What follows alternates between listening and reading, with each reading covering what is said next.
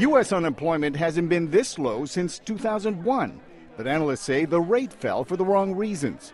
Here's PNC Financial Services' Stuart Hoffman on Skype. And it fell because, people dropped out of the workforce. They didn't find jobs. They just kind of went away. Despite smaller than expected gains in April and May, analysts say it's unlikely to change the minds of central bank officials, who are expected to raise interest rates for a second time this year when they meet June 13th.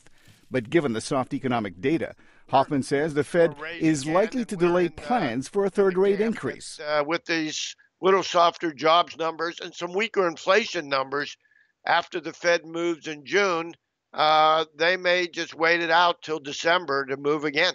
And while wage growth remained weak last month, educators say new graduates are seeing the best employment prospects in more than 10 years. We have a market where retirees are looking to leave, so that's opening up new job opportunities for replacement jobs for retirees. So there's the new graduating class really has a lot to look forward to.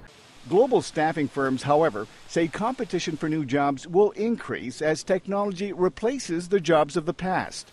Job growth is expected to remain steady, but the types of positions available to new workers is changing, says Randstad SourceRight's Harry Botka on Skype. They're shifting to new types of roles and new types of positions. So it's going to be more about changing the skills of the workers and having the right skills in the marketplace to fulfill these new jobs. Despite increased hiring in construction, energy, and hospitality trades, manufacturing continued to shed jobs. U.S. job growth has now averaged 121,000 in the past 3 months, compared to 181,000 over the past 12 months.